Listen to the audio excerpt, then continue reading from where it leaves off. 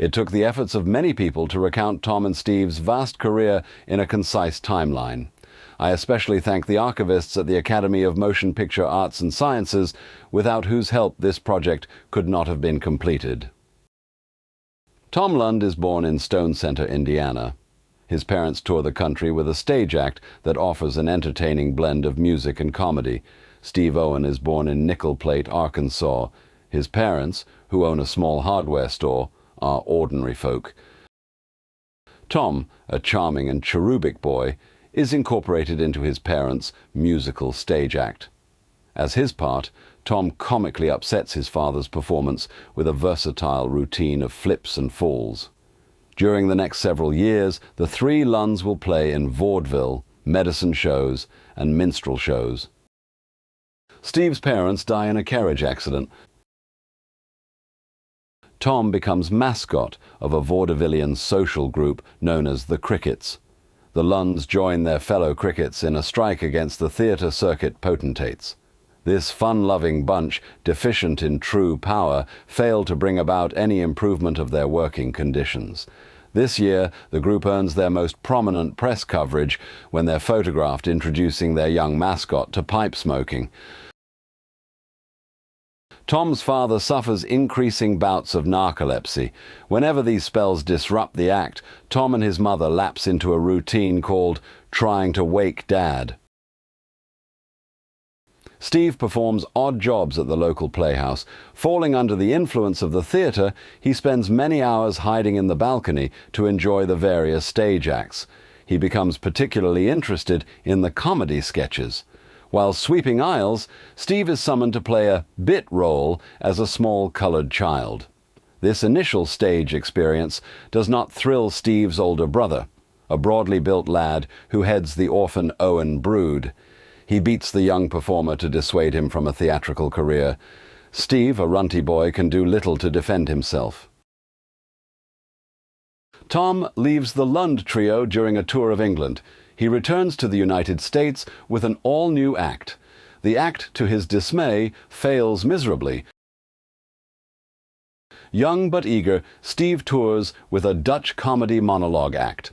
The highlight of the act is a speech in which Steve praises his mother. He proclaims, "How dot woman could cook soup." When not able to book his comedy act, he performs illustrated songs in movie houses. This type of act involves a singer performing while color slides are projected behind him. Steve acts as lead in 6 films for a New York producer named Colonel Simpson. Upon marrying, Tom takes a job at an insurance company owned by one of his new in-laws. Unhappy as an insurance salesman, he leaves the business within a few months. Tom, who has grown to 225 pounds, assumes the role of funny fat man.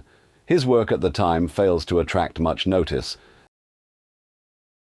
Desperate for money, Tom seeks work in the fledgling film industry. In Chicago, Steve applies for work with a local film producer, Carl Raskin.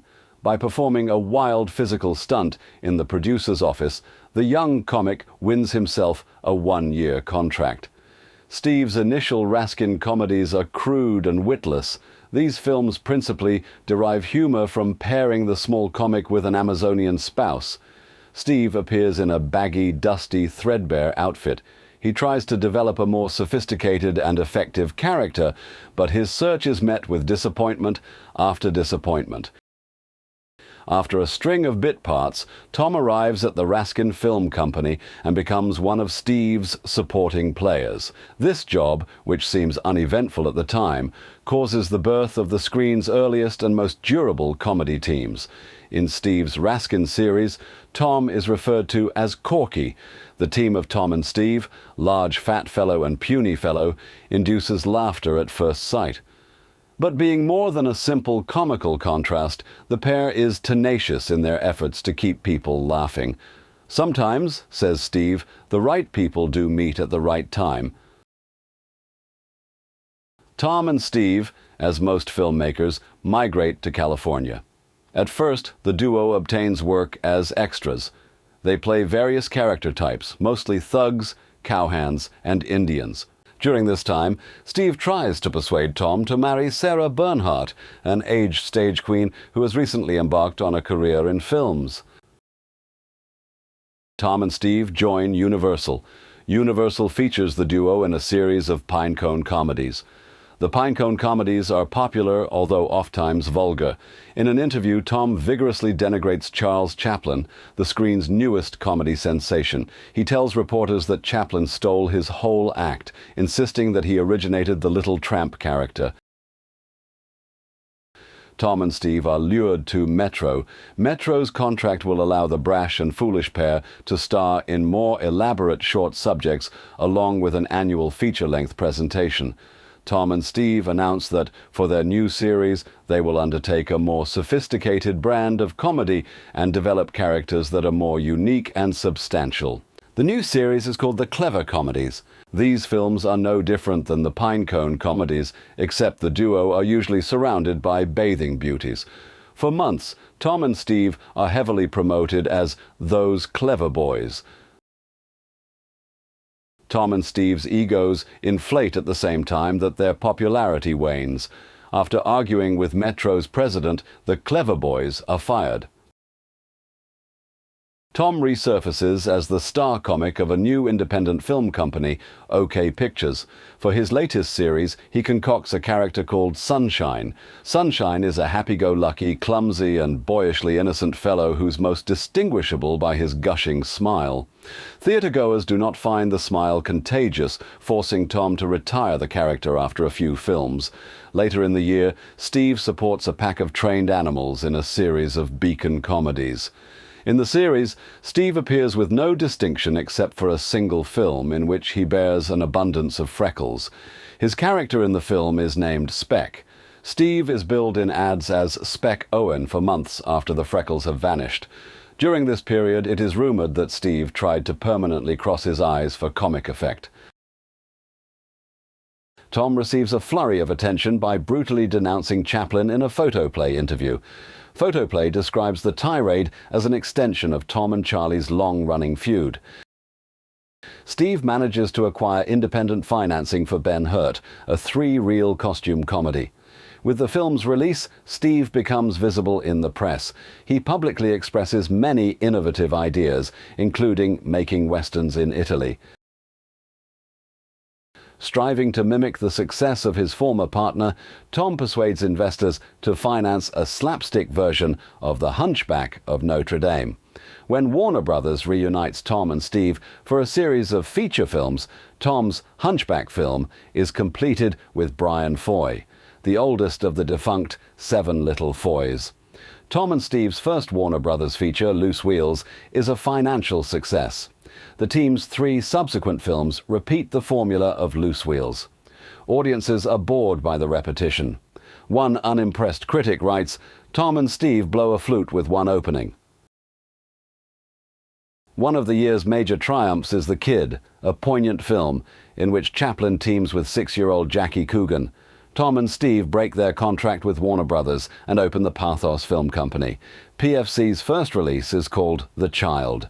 Despite his small and underdeveloped physique, Steve is unconvincing in the title role. The film is roundly rejected. Steve plays a central role in a sex scandal. An audience in Steve's hometown loudly boo Tom and Steve's latest film, Off the Boat.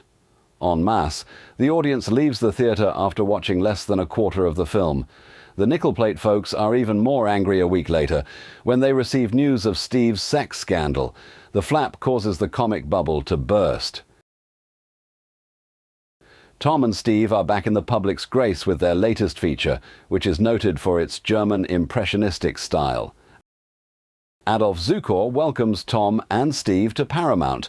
Their first Paramount film, Mutts of War, sets the boys back in stride. Tom and Steve's next three Paramount films sustain the team's popularity. The pair, who are bright and vigorous during this period, applies uncommon care in production and scrupulously edit their films based on audience reaction at sneak previews. Tom fights with Charles Chaplin in a Hollywood restaurant. The scene is widely publicized. Tom thumbs his nose at Will Hayes, who heads Hollywood's Office of Censorship. In response, Hayes bans Tom from films. Steve sneaks Tom into their latest film, Don't Mess the Dress, by dressing his partner in drag. Don't Mess the Dress performs poorly at the box office. Fortunately, Tom's ban proves short-lived. Paramount, which has lost interest in Tom and Steve, severely trims the budget of the team's production unit. The production of the team's comedies become absurdly rushed. After being dropped by Paramount, Tom and Steve audition to become members of Hal Roach's Our Gang. When this desperate bid fails, the boys take their brand of humor to Broadway. The team's stage version of Mutts of War wows audiences. With the talkie explosion, film producers seek to gather new talent from the stage. In one of Hollywood's raids on Broadway, RKO signs Tom and Steve. At RKO, the boys produce a delightful series of features. Low-budget effects cause awkward moments in the films, but these moments do not distract from clever innovations and tack-sharp pacing. Fred Lowe, a 23-year-old rookie director, is chiefly responsible for the success of these films. However, Tom and Steve soon orchestrate Lowe's firing. The team announces that Steve will direct their future productions. Tom and Steve become international stars. The Italians affectionately dub Steve unus delicata, which means the frail one. The Swedes called Tom and Steve corpulent, og svag, which means fat and weak. Tom is considered for the drunk millionaire role in Chaplin's City Lights. When Tom is passed over for the role, fuel is added to the Lund-Chaplin feud. Tom and Steve's planning board becomes filled with fresh and lively ideas. In one of their latest films, the team experiments with color by hand-painting footage. They also try to produce a 3D talkie version of Mutts of War.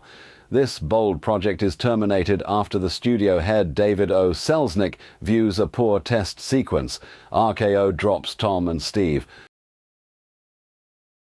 Tom's younger brother, Tumbles Lund, performs a popular specialty act in several musical revue films. Tom and Steve continue to prove adept at self-promotion. Being pliant to trends, they market themselves as the chameleons of comedy. They firmly stand by a new motto, "We're adaptable." In a matter of months, the team closely follows current fads in producing 4 features for 20th Century Fox. Their first Fox release bears a remarkable similarity to the vehicles of Will Rogers. In the film, the boys wear starchy cowboy outfits, clumsily spin lassos, and offer confusing social commentary. Tom guest stars in a Bobby Jones golfing short. Columbia Pictures casts Tom and Steve in a saccharine, spirit-lifting musical, Happy Boys and Lucky Ladies. The upbeat film grinds to its conclusion when the boys magically turn black and warble a rendition of Camptown Ladies.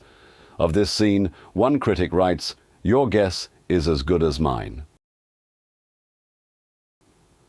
After separating from Tom, Steve enters the prologue field, touring motion picture houses to perform a brief sketch before the start of the feature film. Steve's sketch concerns the comic's efforts to crank an irritable flivver.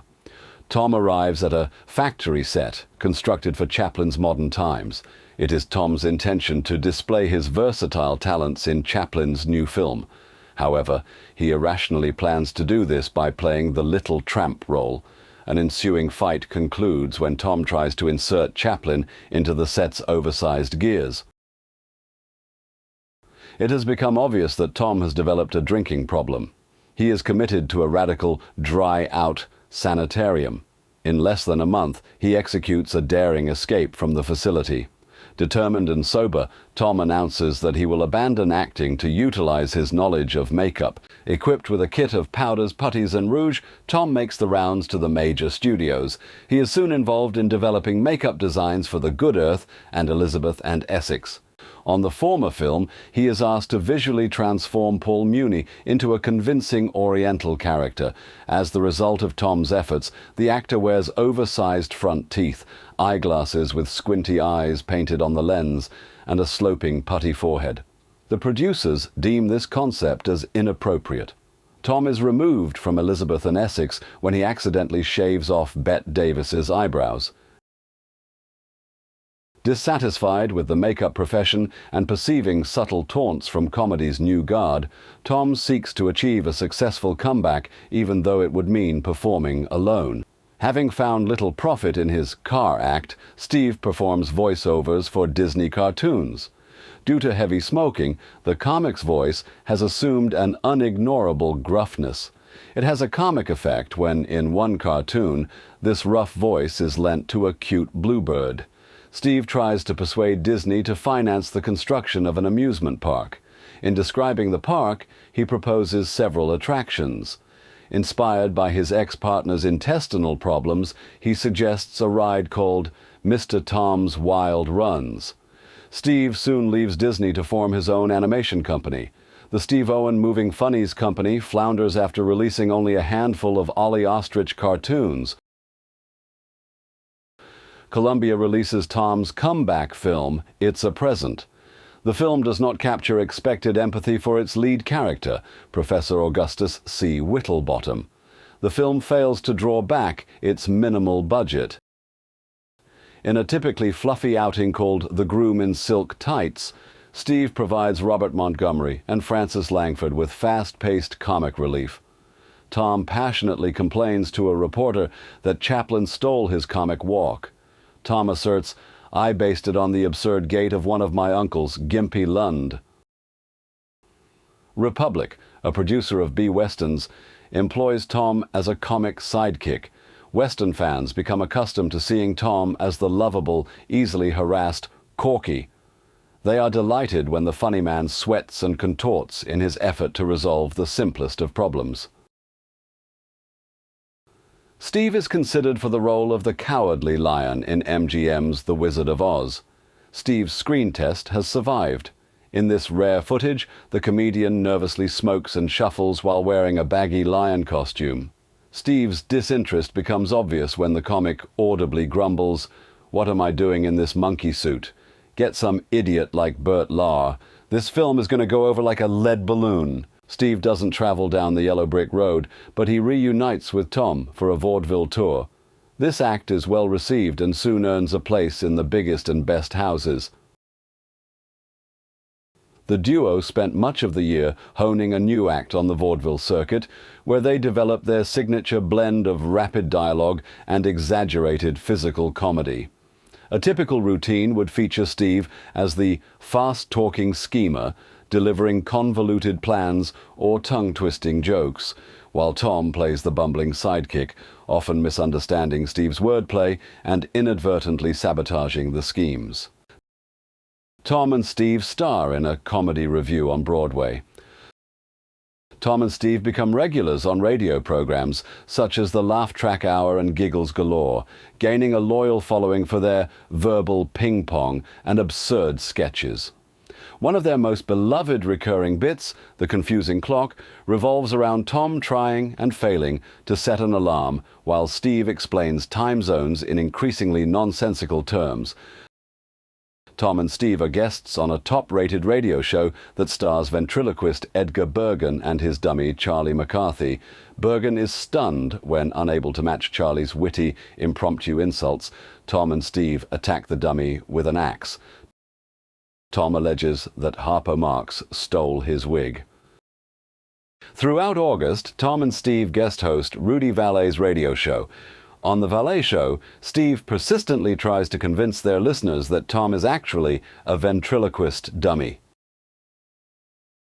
Billed as the two morons, Tom and Steve star in a couple of Columbia short subjects. The shorts, Willy-Nilly and Separate Rooms, are directed by comic Charlie Chase. After closely eyeing Tom and Steve's growing popularity, Paramount signs the duo. Nearly 10 years have elapsed since Tom and Steve's last successful feature. Considering the poor memories of film producers, this translates into 10 times 10 years in Hollywood. With a suitcase bursting with burlesque and vaudeville material, the comics return to the studio of their heyday. A Paramount executive announces to the press, "Our boys are home at last." In September, Tom and Steve launch a radio show for NBC. The duo seeks to briskly conquer the medium. At their introduction, they perform a conceptual comedy routine. Who would be on first? As the initial assignment under their new Paramount contract, Tom and Steve offer comedy relief in a romantic musical comedy called The Girl's a Doll. During an interview, Tom claims that Red Skelton has stolen from him. When pressed to elaborate, he is unable to recall exactly what Skelton has stolen. Paramount agrees to produce a remake of Mutts of War under the title Rotten to the Core. The plot is updated to World War II, and the script is peppered with burlesque and vaudeville bits.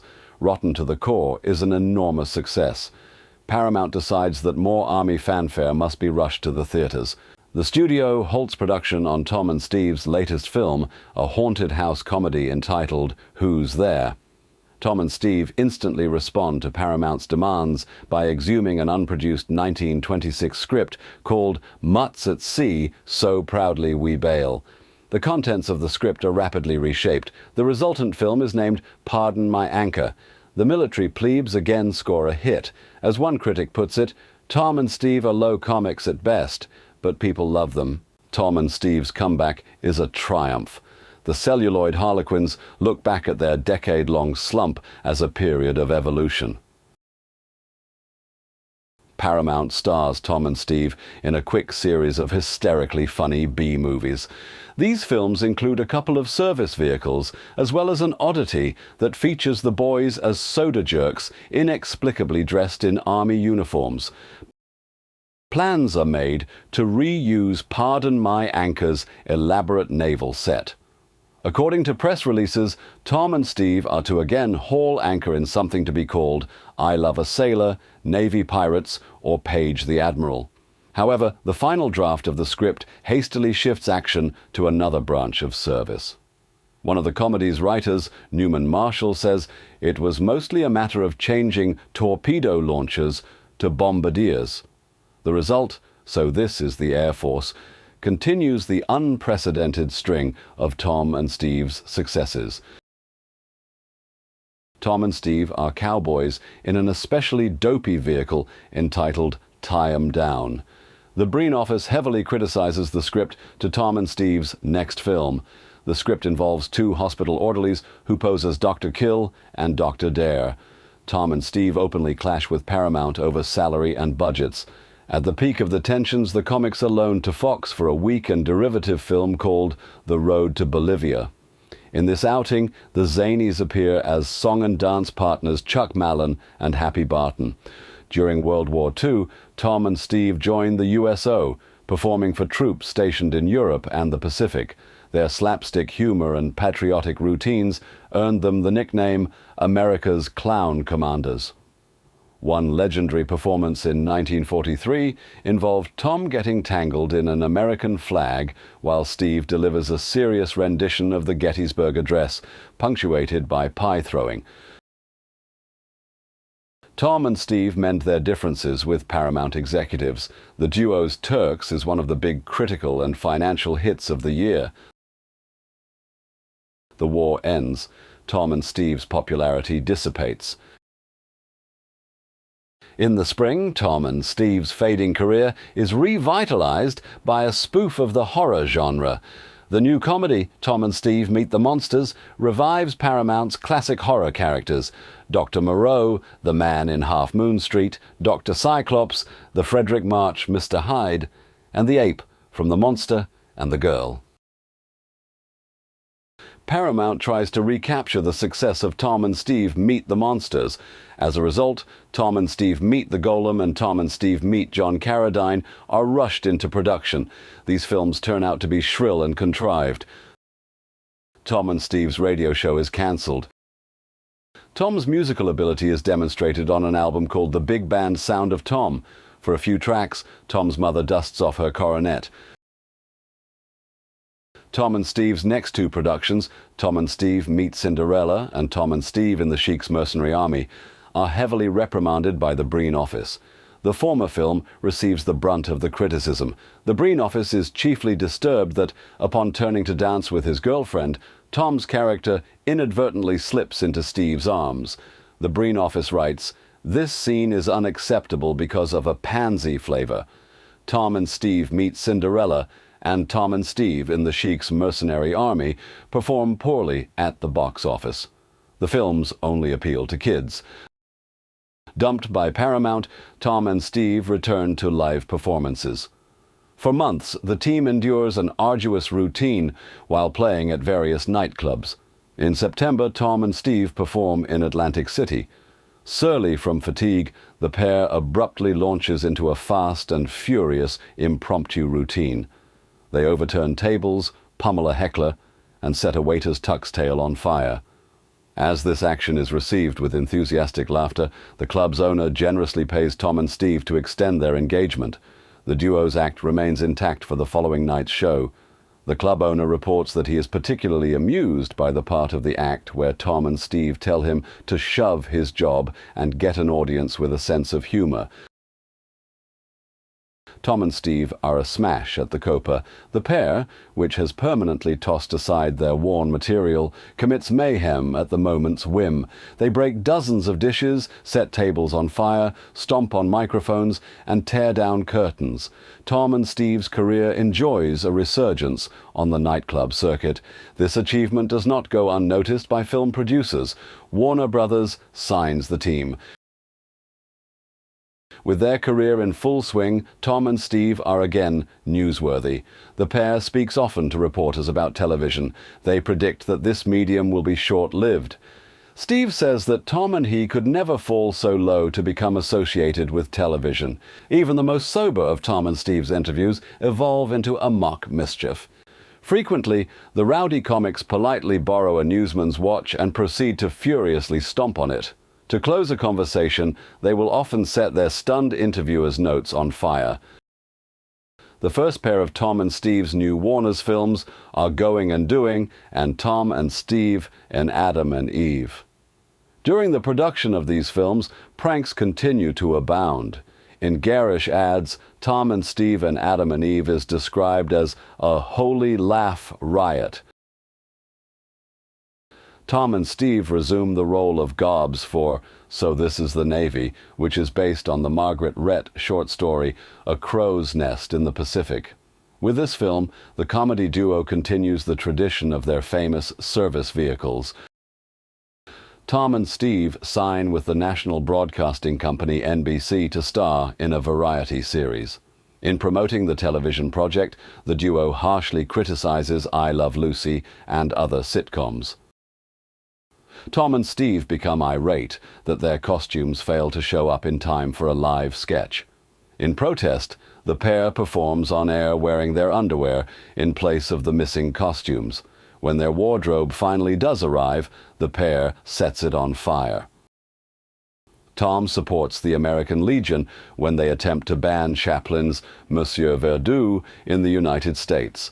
Later, Tom testifies against Chaplin on the behalf of the Committee of Un-American Activities. He tells a reporter that he has aided the committee to kick the alien out. He adds, "We don't want a communist as a paying guest." During production of The Schmeal, Steve repeatedly proclaims, "Tom and I don't need scripts." Tom and Steve star in a new television series, a sitcom plainly titled The Tom and Steve Show. In the series, Steve plays a Cuban bandleader and Tom plays an aspiring actor. Tom inexplicably dons a red wig for his role. Tensions between the partners began to surface. Steve's ambition to write more satirical material clashes with Tom's preference for pure slapstick. Arrests occur when Tom and Steve set fire to a grade school. At a press conference, Steve interrupts promotion for So They Say to air several gripes. He reveals that in future films he wants to sing as many songs as Tom. The press is puzzled since Tom never sings. It is evident to the public that a deep rift exists within the team. Tom and Steve's television show grows tiresome. The comics, who are beginning to look worn, fill their show with ad-libs, careless impromptu gags, and non sequitur lines. It is rumored that the men are not speaking off the soundstage. Steve is angered to learn that Tom is making production-related decisions without consulting him. He challenges Tom in a public appearance. This blowout leads people to speculate that a split is imminent. Tom and Steve's latest film, The Bat Boys, is sharply attacked by critics and ignored by theatre-goers. One critic writes, "Tom and Steve, whose faces are not exactly fresh, have made yet another overlong and directionless film.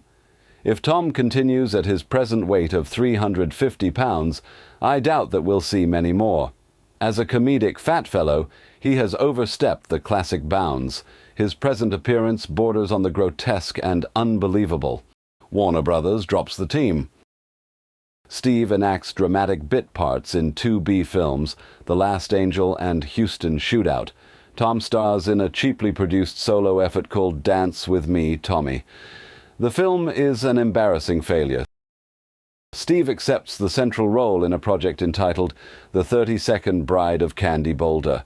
The script concerns an eager groom who is shocked when his bride suddenly turns invisible. During production, Steve becomes difficult. His pantomimic struggle with his transparent bride crosses the bounds of decency. Appalled by this tastelessness, producers quickly abandon the project. Set upon by the IRS, Tom and Steve must sell numerous possessions in order to pay back taxes.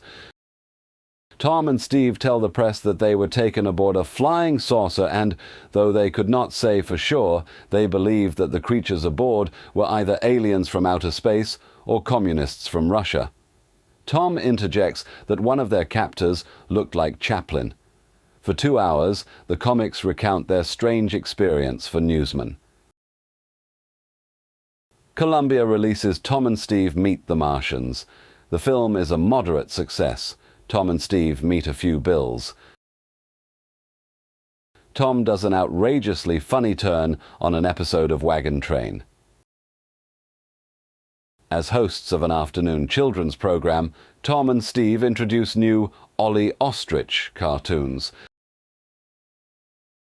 Paramount tries to get their boys back to meet the Colossus of New York, but nothing results from these efforts. Tom hosts a telethon for foot ailments. At the end of the telethon, he expresses loving thanks to his wife for having maintained her patience in the face of his unending childish antics. Steve subsequently comes on stage and heartily embraces his longtime friend and teammate. Steve spoofs his partner in a small Paramount film called The Nutty Botanist. The film principally plays in southern drive-ins. Tom and Steve briefly appear in Stanley Kramer's It's a Mad, Mad, Mad, Mad World. Tom and Steve star in Tom and Steve Mess Up, a short subject written and produced by Samuel Beckett. The film is not released commercially, and little is known about it. Tom and Steve are featured in The Hazards of Being Tom and Steve, an industrial short film produced by the Santa Paula Insurance Company. Based on this experience, Tom considers returning to the insurance business. Tom and Steve appear in a television special called Tom and Steve Meet Lee Harvey Oswald. The mini-movie is a low-budget curiosity that makes extensive use of footage from the Zapruder film. In Spain, Tom and Steve star in a new feature film called E Brutos a Madrid. From their Spanish co-workers, the team learns that their work is recognized as great art in Europe. Tom and Steve tour Spain, France, and England. "We were mobbed everywhere we went," Steve reports. "Dozens charged us while we were walking down the Champs-Élysées. Women would run up to me and kiss my hand. Men would lift us onto their shoulders." At age 73, Tom suffers a heart seizure. With his partner incapacitated, Steve is forced to continue on his own. Steve joins the supporting cast of AIP's Beach Blanket Monster. For his part in the film, he plays opposite comic actor Jesse White. The film centers on an encounter between Frankie Avalon and an amphibious monster with expert surfing ability. Steve, who is severely medicated, periodically naps in Avalon's trailer. At times, he is seen aimlessly wandering through the set. Steve performs voice-over work for a Tom and Steve cartoon series. Tom, who has recently recovered from his stroke, joins Steve in another AIP venture. During production, Tom is injured handling a high-pressure fire hose. Unsatisfied with working for AIP, Tom and Steve criticize the American public and pursue an offer to work in Italy. Tom and Steve quickly begin production on Amore Mi Currents. Despite early difficulty, Tom and Steve adapt to working with an all-Italian cast and crew. The script was crap, Steve will later tell a friend. And that lousy food they served on location gave me the shits. I lost 30 pounds. Tom has other complaints. He asserts, the problem with a multilingual cast is that you can't ad-lib. You say one line off script and everything comes to a dead halt. The dull and pathetic film is eventually broadcast on American television as Tom and Steve, Italian style. Upon returning to the United States, Tom and Steve become talk show stalwarts. Tom and Steve try to join the Rascals rock band. At their audition, the pair are puzzled when they cannot locate old friend Hal Roach. Accompanied by color slides, Steve impresses the band with his tearful rendition of "Tell Mother You Saw Me." However, the boys are not admitted into the group. Tom sues Alan Hale Jr. for robbing his comedic style. While American producers shun Tom and Steve, French producers open their arms to these chevaliers du comédia. The result is a spy spoof called Tom and Steve à l'abandon. Tom and his wife Sally celebrate their 60th wedding anniversary. At the end of the celebration, Tom expresses loving thanks to Sally for having maintained her patience in the face of his unending childish antics. Steve subsequently emerges from the gathering and heartily embraces his longtime friend and teammate. Tom and Steve produce a short film called Two's Company. Critics denounce the film as sordid. The film involves a psychotic gunman who plans to shoot college students from the observation deck of a clock tower. The gunman is surprised when a second gunman arrives in the tower with similar plans. The men are wary of each other at first, but they soon make friends and decide to join forces. Steve undergoes cobalt treatment for lung cancer. Tom works as Clint Eastwood's makeup man. Back in Spain, Tom and Steve star in The Blood Monster Meets Tomasio and Stefanos. The film disturbs viewers who are subjected to the sight of a sickly, nearly unrecognizable Tom and Steve. Tom wears a hearing aid, leg brace and eyeglasses with one shaded lens. Steve is withered to practically nothing and uneasily proceeds with the aid of a cane. The film's chase scenes are particularly hard to take. Tom gives a moving eulogy at his wife's funeral. As Tom expresses loving thanks to Sally for having maintained her patience in the face of his unending childish antics, all those present get the strange feeling that this is not the first time that Sally has been laid to rest. Steve, who lost a wife years before, is present to comfort Tom by heartily embracing his longtime friend and teammate. Confused and enfeebled, Tom is confined to the motion picture country home in Woodland Hills, California. He tells visitors that he had been Beanhead and then Corky in the Our Gang comedies. "I played the bully's pal for 5 or 6 years in the silent days," he tells a writer.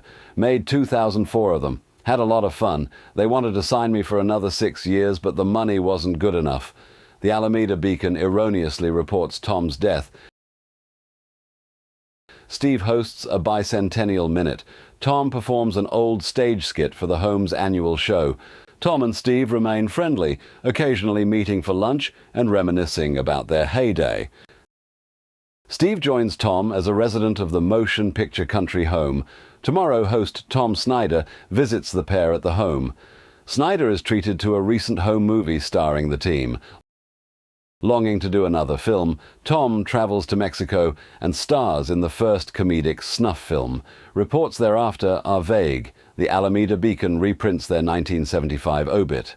Replacing Tom in the annual show, Steve retrieves his cardboard flivver to perform his old prologue act.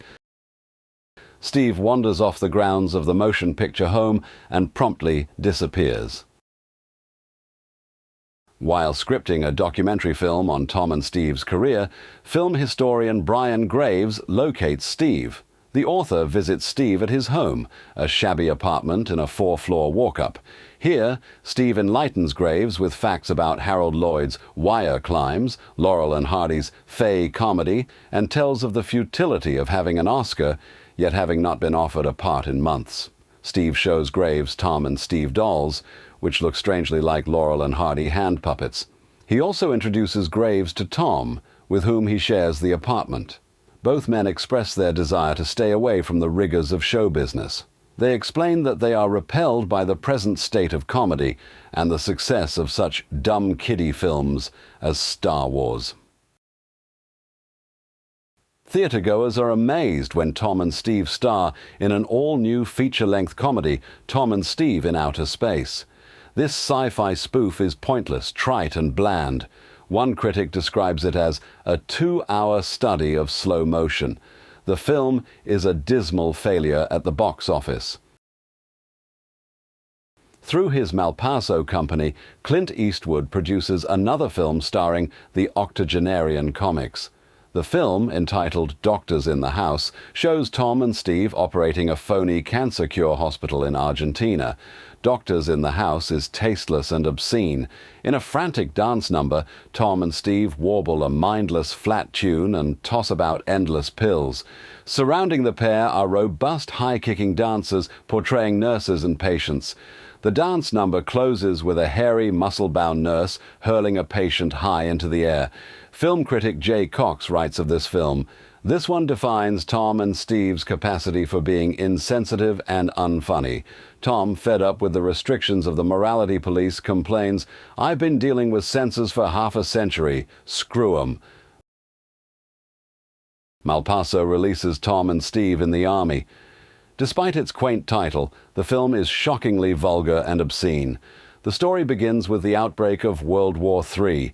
The scope of fatalities becomes so great that government officials begin to indiscriminately draft people. The Army desperately recruits Steve, a cancer patient who has 2 months to live, and Tom, a man who has become a social outcast due to severe senility and outward homosexual tendencies. No critic wants to be excluded when it comes to lambasting this spectacle of histrionics and spleen. Many brand the film as being out and out sick. Especially controversial is a scene in which a nude Tom and Steve are engaged in the induction procedure. Tom quips, "Aren't I a lovable fat man?" Then, referring to his partner, he amorously adds, "Isn't he a cute little guy?" Tom and Steve in the Army is close to 2.5 hours long. For most of the film's running time, the camera is trained on Tom indulging in his usual excess, which includes mugging, sweating, and contorting. The 89-year-old comics are described by one severely irritated critic as being old as the hills. Steve has shriveled to a scant 70 pounds. His delivery is lackluster, as the comic has recently undergone throat surgery. At a startling 410 pounds, Tom walks with almost as much difficulty as Steve speaks. A hostile critic calls the team a biological miracle. Eastwood strongly defends Tom and Steve. He tells an interviewer that he recognizes magnificent artistry in these comedy veterans. He presents the duo with a blank check for their next film. At a premiere party, Tom acts distraught and distracted. The obese man unsteadily and painfully inches his way through the crowd. Tom and Steve's third Malpaso film is Cruisin' for a Bruisin'. This comedy features Tom and Steve as New York City police officers. Searching for a serial killer, the pair go undercover and patrol gay S&M bars. The film is lurid and offensive. One critic calls it a 3-hour and 25-minute shockfest. It is particularly alarming when Tom and Steve fully expose themselves for a hardcore sex scene. As part of the sequence, the pair engages in intercourse with a 73-year-old woman. The scene is punctuated by flatly delivered impromptu one-liners about withered breasts and Steve's recent cancer treatment. Tom and Steve eventually arrest the woman as a prostitute and beat her to death during an interrogation. The realistically stark beating shatters the sensibilities of the average theatergoer. In a scene set in an automat, Steve falls ill and vomits in his plate. Tom, who mistakes the plate's contents for stew, freely eats out of the plate. Throughout the film, Tom and Steve calmly explain to viewers it's all masked hostility. Cruisin' for a Bruisin' provokes an ocean of controversy and brings about vehement protest by representatives of religious and gay groups. Government officials investigate the film on charges of obscenity. As their only comment on the issue, Tom and Steve tell a reporter, "Fuck you, you have no sense of humor." Tom stars in an off-Broadway production, Death of a Traveling Salesman. The play, a musical comedy version of Arthur Miller's dramatic play, attempts to present an amalgam of raucous burlesque comedy and profound drama.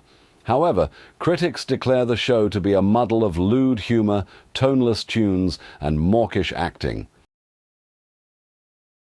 It is widely reported that after freebasing for 3 days, Tom poured rum over his head and set himself on fire. Tom and Steve star in Close Fellows, the first comedy feature to address the controversial subject of AIDS. Tom portrays an intravenous cocaine addict who, within the film's opening moments, gleefully inserts a hypodermic needle into his arm. When Tom's character is arrested, a stern judge forces him to enter a rehabilitation program. Steve, a reformed drug addict who has contracted AIDS, becomes Tom's counselor. At first, Tom and Steve form a tenuous relationship. However, the relationship intensifies as the counselor's health wanes. The latter half of the film is devoted to Steve's defiant battle against AIDS. The comic's strained antics obliterate any value to the story. At one point, Steve smokes marijuana to offset the harsh side effects of an experimental drug. The reefer madness that follows surpasses all the stoned-out revelry of Cheech and Chong. Steve looks authentic in the role due to his wizened appearance, but his cloying performance is too much for viewers to take. It is the general consensus that Close Fellows is tortuous. One critic writes, "This Tom and Steve spew crosses the line between comedy and obscenity. The film is a clumsy and repellent plunge into pathology. The story is a bumpy ride to the rancid basement of the comedy team's shared mind." Tom and Steve's brand of comedy is the true malignancy. The maudlin film contributes to the demise of the Weintraub Entertainment Group. In a Premiere Magazine interview, Tom refers to Michael J. Fox as a no-talent pipsqueak. Steve acquires complete ownership of Close Fellows. The film is re-edited and under the new title First We Cry is offered to PBS. When negotiations stall, Steve figures to make the film more appealing to PBS viewers. He shoots new scenes in which he and Tom attend a Civil War reenactment, visit endangered species at a zoo, and discover a primitive corpse during an abrupt excursion into the Austrian Alps. Despite the new action, PBS rejects the film. Close Fellows displays a surprising tenderness that Tom and Steve's stalwart army of detractors refused to see in 1989. But the film has acquired many fans in recent years. Tom feuds with Billy Crystal. To gain a role in Batman Returns, Tom charges into Tim Burton's office at Warner Brothers dressed as Catwoman. Plans for Tom and Steve versus Saddam Hussein are short-lived. David Lynch parks himself in front of the Tom and Steve Funhouse. Under Lynch's guidance, the comic star in Peaked Twins. The film, based on a Lynch script called Tom and Steve Invade the Collective Unconscious, is creepy, twisted, and dreamlike. The film is built on the director's most preposterous plot. Tom and Steve, the product of a bizarre genetics experiment, are sexual masochists dropped into a debased netherworld of prostitutes and thugs. Most critics respond favorably to the weird comedy, calling it a surrealistic side-splitter and an erotic hellzapoppin'. One critic, Harlan Rouse, praises Tom and Steve for not trafficking in the mundane. He writes, "Tom and Steve's flashy and assaultive humor is designed to upset the most complacent spectator. The boys provoke rather than pander to their audience. Their challenging and unflinching comedy is sure to loosen one's bowels." But a Newsweek critic disagrees. He describes the boys' latest cinematic outing as an explosion of vomit. Tom stars in Tom Alone, a comedy remake of Lady in a Cage. The film features Tom as an invalid drag queen terrorized by two violent burglars. The film, lurid in its presentation of sadomasochism, repels most theatergoers. One critic calls the film a family comedy without the family or the comedy. Oliver Stone writes and directs a film bio of Tom and Steve. The film, which stars John Goodman and Sean Penn, is controversial. The press focuses on Penn, who has dropped 30 pounds to play Steve. Tom is arrested for masturbating in a movie theater. Even die-hard supporters desert the entertainer when they learn the source of his arousal. Nick Nolte and Barbara Streisand's lovemaking scene in The Prince of Tides. Tom and Steve star in a gritty urban comedy, Boys N Love. The premise of the film is simple. An interracial triangle forms when Tom and Steve become enamored of their young black nurse. When visiting their beloved in the hood, the unlikely beaux become embroiled in gang violence. After enduring initial opposition from the gangs, Tom joins the Crips, and Steve is enlisted by the opposing Bloods. The film is exhaustively analyzed in Michael Medved's Hollywood vs. America. Tom and Steve are the cretinous and homicidal heroes of a chaotic action flick, Perish Rigid. Despite his flabby stomach and sagging breasts, Tom is buff to the waist through most of the film. The duo is enmeshed in green screen effects for the action scenes. An acceleration of the film speed deceptively quickens the pace of the ancient comics. The movie is unapologetically empty-headed. Tom repeatedly says that the film is more entertaining than anything that Arnold Schwarzenegger has ever made. On the Arsenio Hall show, the cranky funny man alleges that he can kick the dumb Kraut's ass. In Tom's world, Tom and Steve portray the world's oldest metalheads. The unconverted masses call the pair sophomoric and surly, but fans rock on. Meanwhile, the 101-year-old funnymen continue to confound doctors. Steve expresses an interest in teaming with Andrew Dice Clay. Tom and Steve inflame the Asian American community with their latest film, Rising Suns. In the film, Tom and Steve oppose a Japanese conglomerate's hostile takeover of the All-American Soda Company, a long-standing firm founded by Tom and Steve's late father. The duo dusts off their World War II Army uniforms and lead a motley paramilitary group against the Japanese. The film climaxes with Tom and Steve dropping an A-bomb on Tokyo. The film is flagrantly racist and outdated. Tom collaborates with Flea of the Red Hot Chili Peppers on a loud, fast-paced and unintelligible version of White Christmas. In a bestseller, Heidi Fleiss reveals that Steve often engaged call girls in lipstick slapstick, a series of sexually perverse acts that included seltzer bottle enemas and cream pies grinded into his groin. Quentin Tarantino announces that Tom and Steve will play a pair of menacing pimps in his next film. Marilyn Beck, gossip columnist, mocks the casting, saying the duo is as old as the dinosaurs in Jurassic Park. Sadly, Tom and Steve never get to work with Tarantino. Tom dies in September and Steve dies 2 months later.